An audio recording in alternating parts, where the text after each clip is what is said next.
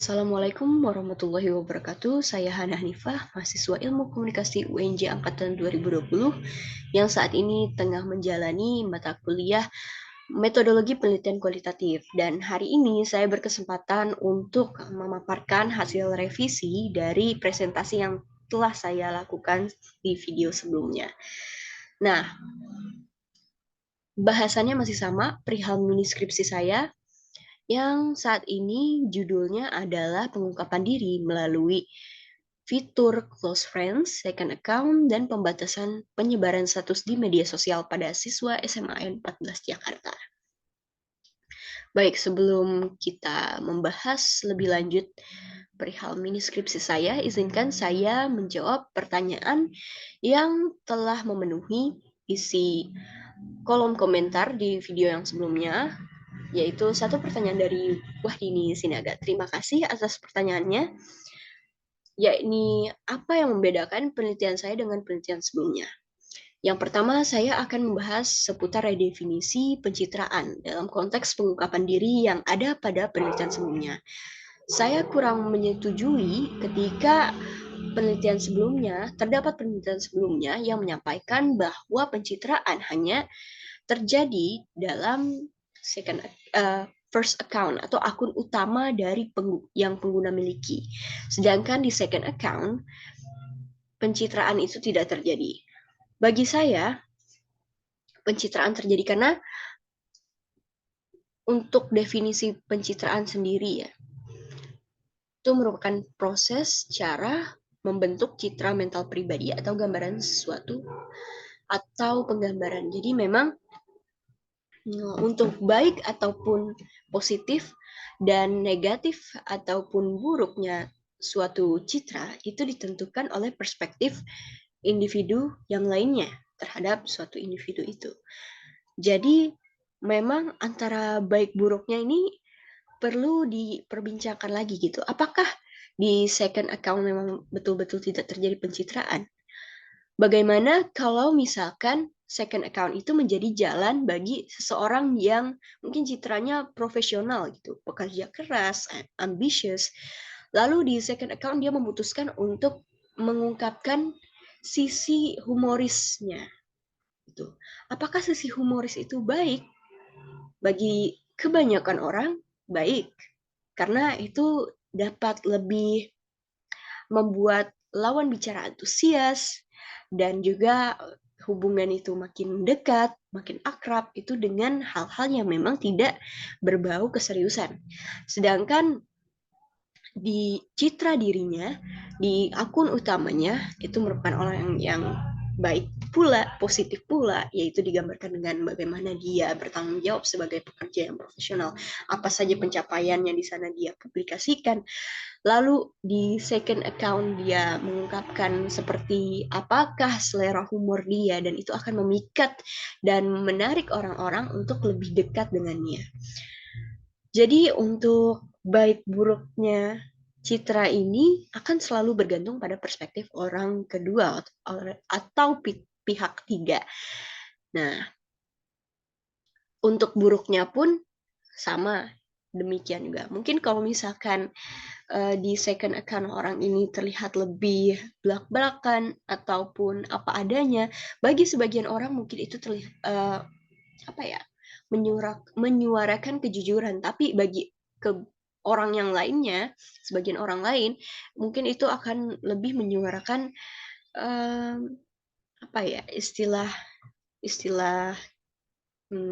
tidak formalnya itu alay ataupun lebay ataupun bertindak atau merespon berlebihan terhadap suatu hal. Jadi ya itu akan bergantung kepada perspektif orang lain yang melihatnya. Dia tidak bisa mengendalikan citra dirinya. Jadi bagi saya pencitraan itu terjadi di second account dan juga first account, di akun utama ataupun akun dirinya yang lain. Lalu yang kedua, penelitian saya ini membahas faktor, proses, dan akibat pengungkapan diri. Nah, dari faktornya itu seperti apa saja yang mendorong seseorang, memotivasi seseorang untuk mengungkapkan diri mereka di media sosial. Mungkin zaman dahulu, sebelum adanya media sosial, orang cenderung menggunakan diary yang memang hanya dirinya saja yang bisa melihat. Dan dia mengungkapkan dirinya untuk dirinya sendiri, karena yang membaca biasanya dirinya sendiri, ataupun mungkin bisa orang yang dia percaya juga, mungkin itu adalah teman ya, cenderung karena, mungkin kalau misalkan kepada orang tua mereka akan sedikit tertutup karena rasa malu yang mereka punya. Lalu perbedaannya dengan yang sekarang ini kan, dengan perkembangan teknologi orang justru cenderung ingin, menjelaskan atau menunjukkan diri mereka yang tidak diketahui oleh kebanyakan orang di media sosial ini menggunakan seperti fitur close friends gitu, yang mereka tidak mau semua orang tahu, mereka hanya mau sebagian orang yang mereka percayai. Bisa jadi orang tua, kalau misalkan orang tua itu memang betul-betul memiliki hubungan keakraban dengan mereka, atau bahkan orang tua itu bisa menjadi daftar yang tidak termasuk close friends mereka. Jadi close friends itu benar-benar orang yang dekat sekali dengan mereka, ataupun hanya sekadar orang yang mereka percaya, tidak begitu judgmental, tidak begitu menilai mereka sedemikian rupa sehingga mereka merasa, oh orang ini mungkin jika saya mempublikasikan apapun itu, tanggapan mereka tidak akan buruk kepada saya. Jadi tidak harus teman yang betul-betul dekat dengan mereka, tidak harus close friends dengan istilah uh, definisi close friends yang sesuai dengan apa yang orang-orang tahu gitu.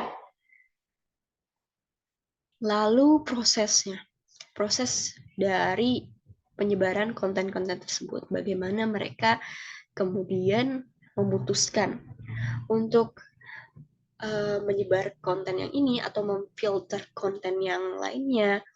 Apakah dalam second account tersebut misalkan mereka gunakan fitur close friends lagi untuk menyaring orang-orang dekat, sudah dekat nih, sudah dikumpulkan orang-orang terdekat, tapi disaring kembali orang-orang yang lebih dekat lagi. Atau banyak kemungkinan mungkin ya, ini yang akan peneliti explore makanya. Oke, kemudian akibat pengungkapan diri. Bagaimana kemudian mereka menanggapi risiko ataupun akibat yang bisa jadi menguntungkan bagi mereka. Jadi nanti peneliti juga akan mengeksplor apakah mereka merasa senang atau malah menyesal ketika mereka telah mengungkapkan diri mereka ke khalayak yang ada di media sosial mereka yang sudah mereka filtrasi tentunya. Apakah mereka menyesal mengungkapkan diri mereka ke sebagian orang yang mereka sudah pilih tersebut. Lalu penelitian ini juga memanfaatkan penggolongan kepribadian yang ada di MBTI Myers-Briggs sebagai dasar pembahasan kepribadian dalam konteks pengungkapan diri. Jadi peneliti juga akan mengeksplor bagaimana 16 golongan kepribadian Myers-Briggs ini akan memengaruhi mulai dari frekuensi mereka memilih menyebarkan konten, ataupun konten-konten seperti apa yang mereka sebarkan tergantung diklasifikasikan dengan kepribadian mereka, yaitu 16 klasifikasi tersebut. Nah, mungkin itu saja yang bisa peneliti jawab, karena itu memang yang paling menarik bagi peneliti untuk dibahas. Oke. Baik. Selanjutnya, mari kita membahas mini skripsi dengan lebih lanjut lagi. Baik, sudah ada filenya. Fenomenologi pengungkapan diri melalui fitur close friends, second account, dan pembatasan penyebaran status di media sosial pada siswa SMA N14 Jakarta.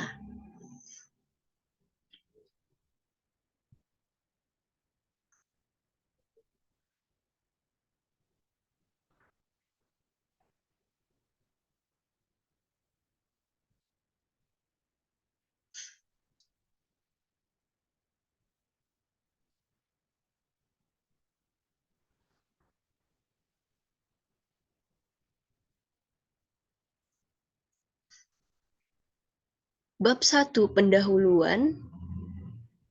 Jadi yang melatar belakangi penelitian ini, motivasi setiap individu yang memutuskan untuk memiliki dan menggunakan fitur close friends, second account, dan pembatasan penyebaran status di media sosial bisa berbeda satu sama lainnya karena terdapat pengalaman dan pikiran yang mengarahkan perilaku mereka sehingga apa yang dilakukan dan menjadi hasil perbuatan mereka di media sosial juga berbeda. Fenomena pengungkapan diri melalui fitur close friends, second account, dan pembatasan penyebaran perspektif psikologi, sosial, dan budaya, serta perkembangan teknologi memiliki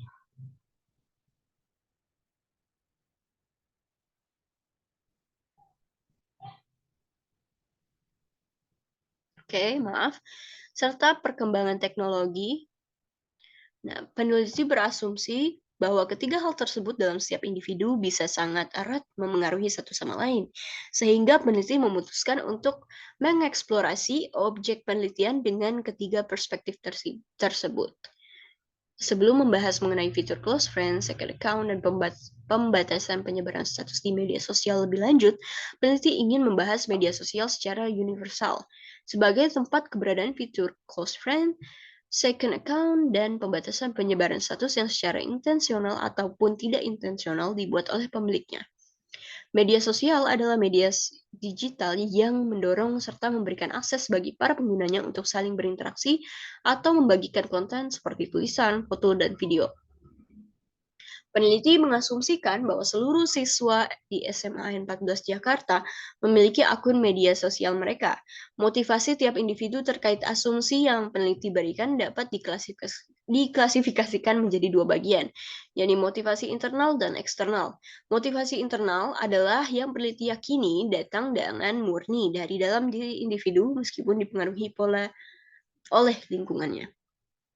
Seperti pembuatan akun media sosial karena masa remaja adalah masa di mana individu gemar berekspresi, serta pembuatan akun media sosial untuk meningkatkan eksistensi sosial mereka di antara teman-temannya. Motivasi eksternal adalah yang peneliti yakini datang karena dorongan atau paksaan dari sekelilingnya, seperti pembuatan akun media sosial karena terdapat penugasan dari guru yang perlu disebarkan, serta pembuatan akun media sosial karena keluarga ingin mengetahui dan memonitor keseharian mereka. Digunakan terutama untuk sekedar meminta kabar, terlebih jika siswa merupakan anak rantau.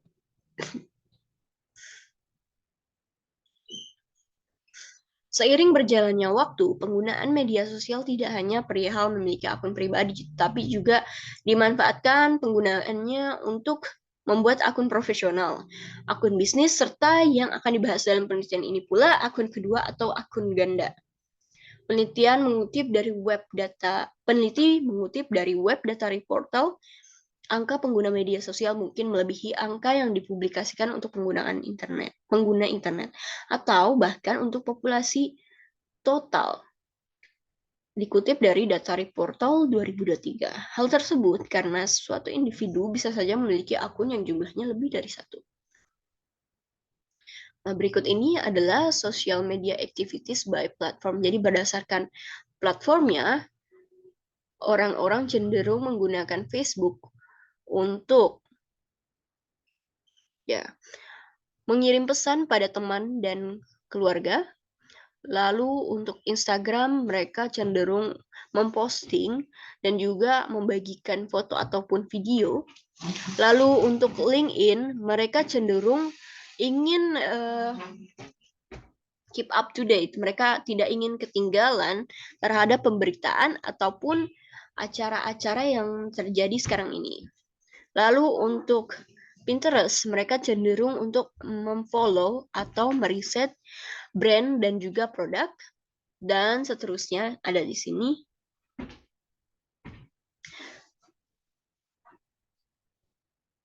Oke, baik.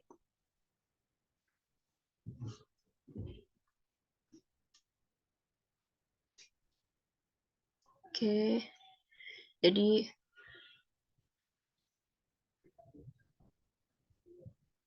kurang lebih seperti itu untuk aktivitas di media sosial. Sayangnya di sini belum ada data dari WhatsApp.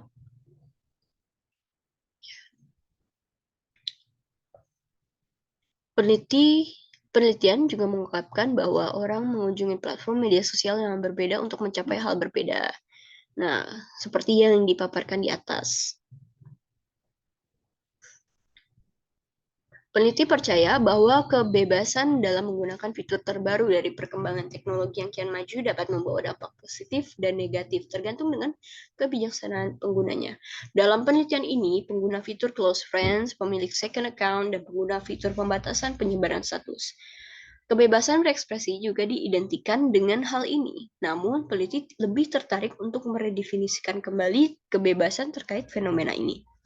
Peneliti juga berasumsi bahwa sebebas-bebasnya kebebasan yang dimaksud, sesungguhnya tetap saja para penggunanya berekspresi di bawah kepatuhan akan citra dirinya.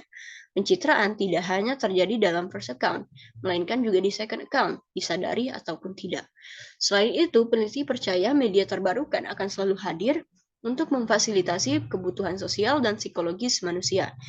Mengambil contoh dari WhatsApp yang pada awalnya menambahkan fitur status dalam aplikasinya, kemudian menambahkan opsi penyebaran status hanya kepada orang tertentu, serta menambahkan akses bagi voice note untuk disebarkan dalam status. Semua itu turut mendukung dan mendorong individu dalam melakukan pengungkapan diri. Dengan begitu, dalam penelitian ini, peneliti juga tertarik mengeksplorasi persepsi para informan atas bayangan mereka terhadap platform yang dapat menggantikan keberadaan second account sebagai wadah pengungkapan diri di masa depan. Bersamaan juga dengan fitur close friends atau pembatasan penyebaran status yang mereka masih gunakan hingga sekarang ini. Fokus penelitian dalam studi kualitatif merupakan pengeksplorasian serangkaian faktor yang umum dan kompleks yang berada di sekitar fenomena utama, serta penyajian perspektif dan makna yang luas dan beragam milik partisipan penelitian. Dengan demikian, fokus dari penelitian ini adalah bagaimana pengungkapan diri oleh generasi Z melalui fitur close friends,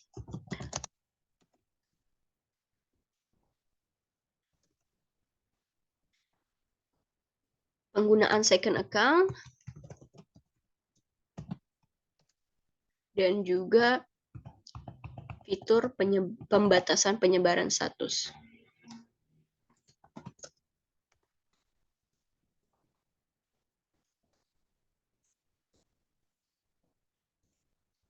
di media sosial.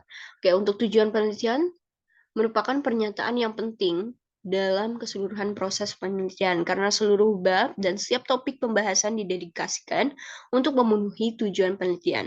Dalam proses penelitian, peneliti perlu mengemukakan tujuan penelitian kepada partisipan penelitian karena kekeliruan atau kecurangan dapat saja terjadi jika terdapat kesenjangan dalam memahami tujuan penelitian. Dengan demikian, tujuan dari penelitian ini adalah untuk mengetahui pengungkapan diri oleh generasi Z melalui fitur close friends, penggunaan second account, dan fitur pembatasan status di media sosial.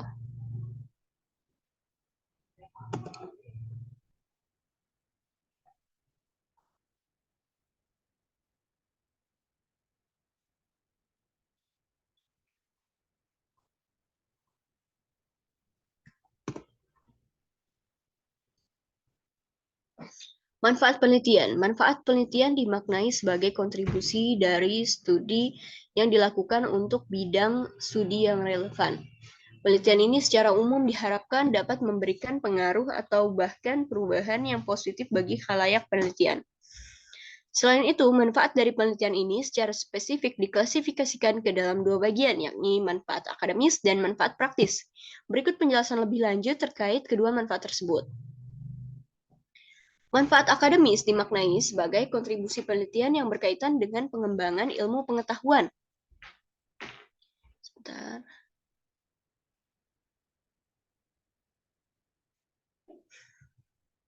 Berikut manfaat akademis dari penelitian ini. Pertama, memberikan serta mengembangkan pengetahuan di bidang komunikasi interpersonal, terutama pada topik pengungkapan diri atau self-disclosure dalam konteks dunia digital atau media sosial, sehingga dapat membantu kemajuan penelitian selanjutnya yang berkaitan.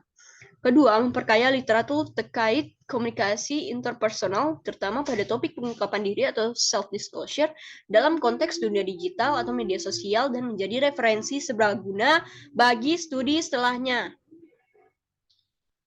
Lalu, selanjutnya adalah manfaat praktis. Manfaat praktis dimaknai sebagai kontribusi penelitian yang berkaitan dengan konsumsi para praktisi. Dalam hal ini, praktisi komunikasi dan bersifat memberikan pertimbangan atau rekomendasi. Berikut manfaat praktis dari penelitian ini. Yang pertama, menjadi bahan pertimbangan bagi pihak perusahaan yang bergerak di bidang media sosial untuk menyesuaikan fitur atau regulasi tertentu yang dapat mengoptimalkan fungsi komunikasi interpersonal dalam second account sesuai dengan kebutuhan dengan kebebasan yang tidak melanggar aturan.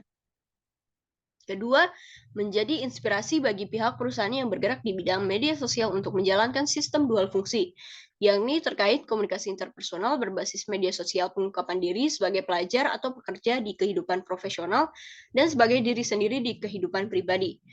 Ketiga, memberikan pemahaman bagi audiens penelitian sehingga dapat mengaplikasikan sebagian atau seluruh pembelajaran yang ada dalam penelitian terkait komunikasi interpersonal pada topik pengungkapan diri di media sosial dalam kegiatan yang relevan. Lalu selanjutnya kita ke bab 2, yaitu kajian teori. Di sini peneliti paparkan penelitian terdahulu, yaitu yang pertama berjudul self-disclosure pada pengguna second account Instagram, dan disertai juga dengan fokus penelitian, tujuan penelitian, metode penelitian, hasil penelitian, dan ISSN atau DOI penelitian. Yang kedua,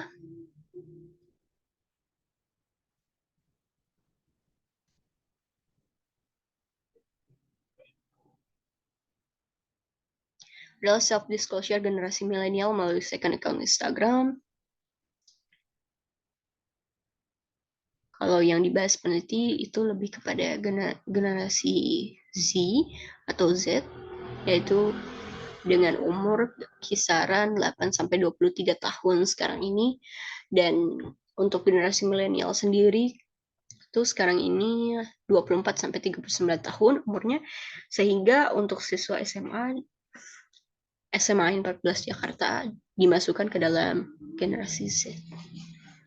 Yang ketiga ini ada analisis self-disclosure pengguna second account Instagram di kalangan mahasiswa Universitas De Hasan Bengkulu. Yang keempat, self-disclosure melalui media sosial Instagram, studi kasus pada anggota Gallery Code. Lalu juga ada penggunaan pseudonym di second account Instagram dalam perspektif etika digital. Lalu juga ada the fragmented self, having multiple accounts in Instagram usage practice among Indonesian youth.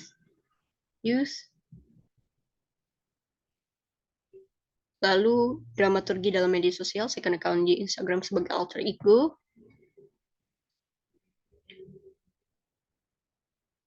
Oke. Untuk yang bagian kedua dalam kajian teori, terdapat konsep, ya ini komunikasi interpersonal. Untuk lebih lengkapnya lagi, operasional konsep dapat kita lihat bersama di lampiran berikut ini. Oke, sudah peneliti sediakan tabel operasional konsep.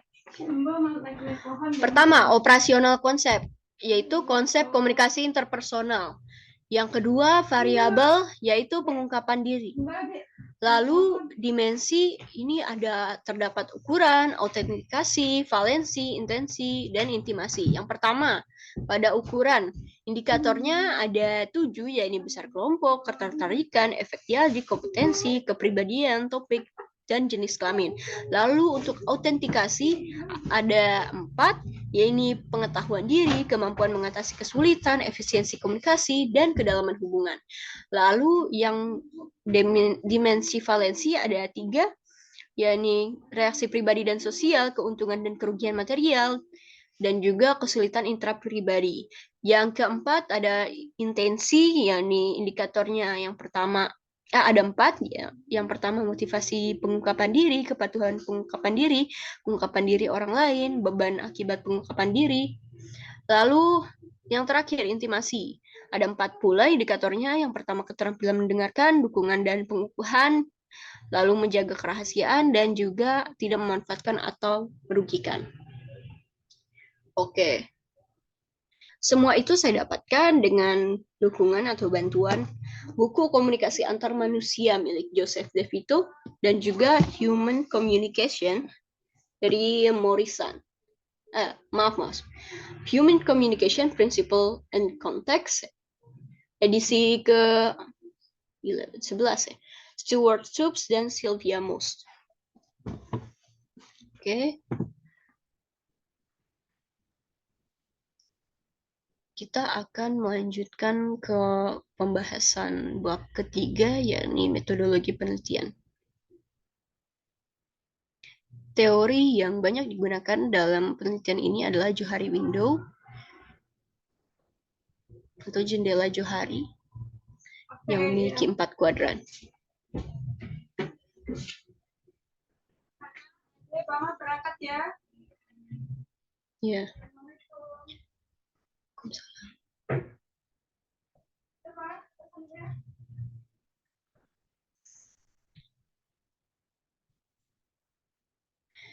Bab ketiga yakni adalah metodologi penelitian. Yang pertama itu paradigma penelitian. Paradigma naturalistik adalah paradigma yang berkembang dari makna subjektif dari pengalaman mereka, makna yang diarahkan pada objek atau benda tertentu. Makna-makna ini bervariasi dan banyak, mengarahkan peneliti untuk mencari kompleksitas pandangan daripada menyempitkan makna ke dalam beberapa kategori atau gagasan. Tujuan dari penelitian ini adalah untuk mengandalkan sebanyak mungkin pandangan peserta tentang situasi yang sedang dipelajari. Pertanyaan menjadi luas dan umum sehingga peserta dapat mengonstruksi makna dari suatu situasi. Nah, paradigma naturalistik memberi bantuan dan pembahasan proses interaksi antar individu, berfokus pada konteks khusus di mana orang hidup dan bekerja untuk memahami latar belakang sejarah dan budaya para peserta. Paradigma yang digunakan dalam penelitian ini adalah naturalistik, karena hasilnya akan disajikan dalam bentuk deskriptif, naratif, bukan sebagai laporan ilmiah. Lalu pendekatan penelitian ini menggunakan pendekatan kualitatif karena penelitian ini beratensi pada fenomena utama dari beragam faktor serta mengandung komentar berkenaan dengan peran dan refleksi diri peneliti. Untuk metode penelitian ini menggunakan metode kualitatif naratif dengan desain fenomenologi. Peneliti secara eksplisit mendefinisikan bias, mengidentifikasi bias, nilai, dan latar belakang pribadi secara refleks, seperti jenis kelamin, sejarah, budaya, dan status sosial ekonomi yang membentuk interpretasi mereka yang terbentuk selama penelitian. Selain itu, masuk ke situs penelitian dan masalah etika yang mungkin muncul. Teknik penelitian sampel. Ukuran sampel tergantung pada desain kualitatif. Nah, untuk penelitian ini, sampel penelitiannya adalah ditarik menggunakan kriteria yakni 10 siswa SMA N14 Jakarta yang menggunakan fitur class range, memiliki second account, dan menggunakan fitur pembatasan status di media sosial.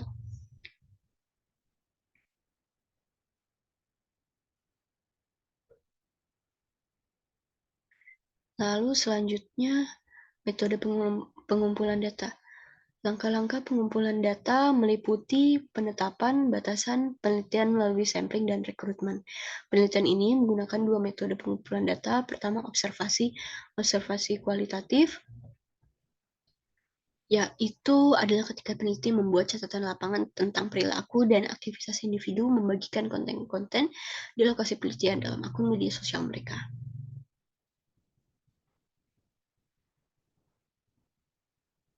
Metode pengumpulan data kedua adalah wawancara kualitatif. Peneliti melakukan wawancara tatap muka dengan peserta, wawancara telepon, atau terlibat dalam wawancara kelompok fokus dengan 6-8 orang yang wawancara setiap kelompok.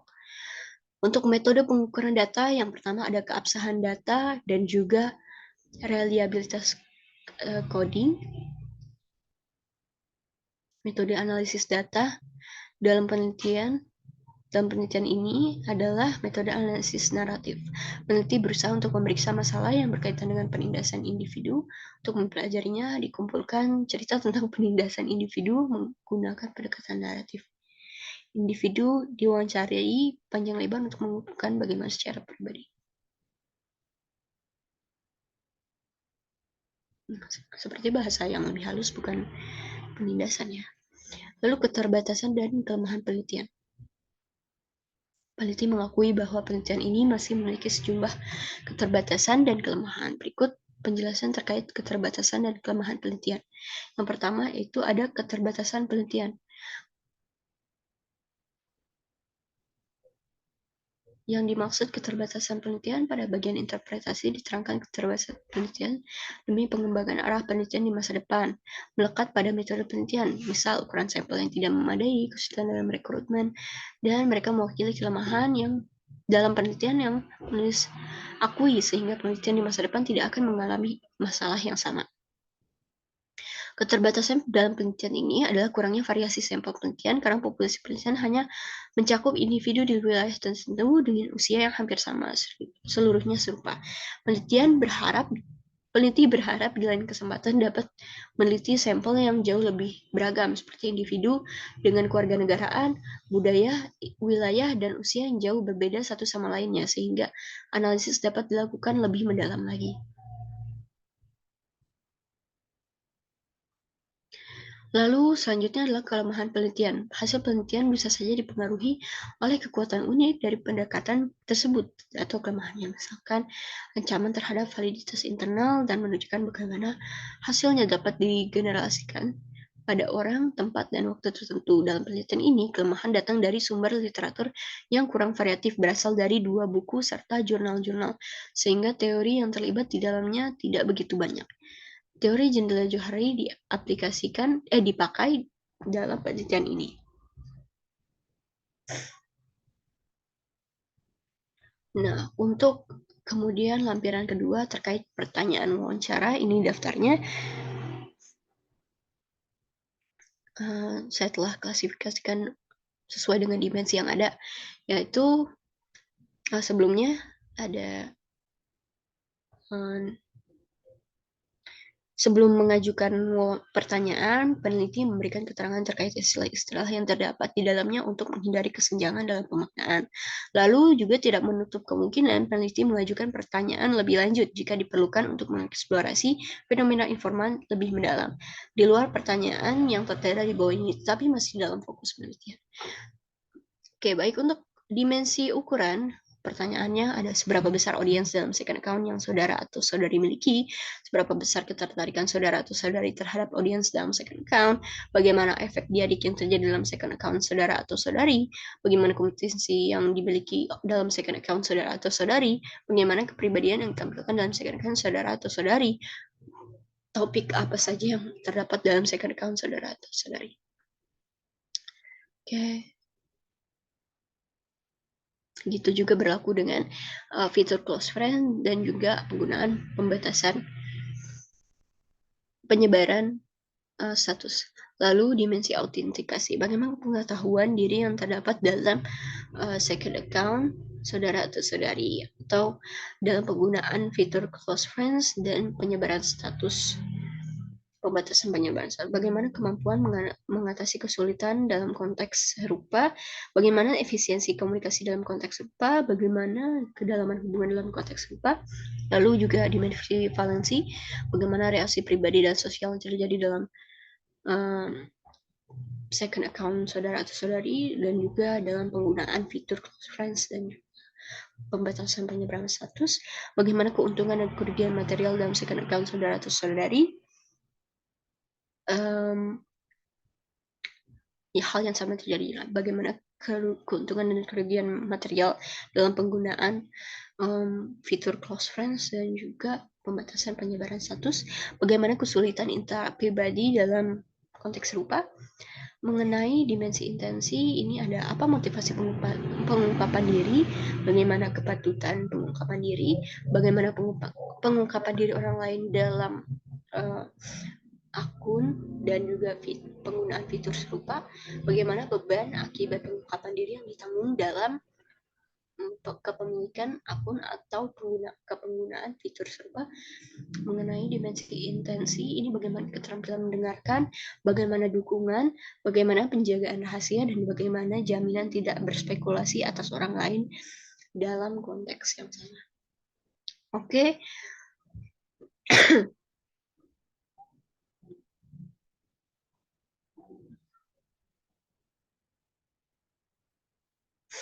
Baik, kita kembali.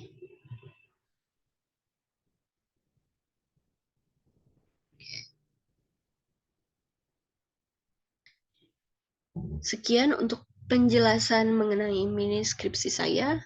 Apabila masih terdapat pertanyaan atau masukan, saya sangat terbuka untuk teman-teman atau audiens di sini menyampaikan pendapat masing-masing di kolom komentar.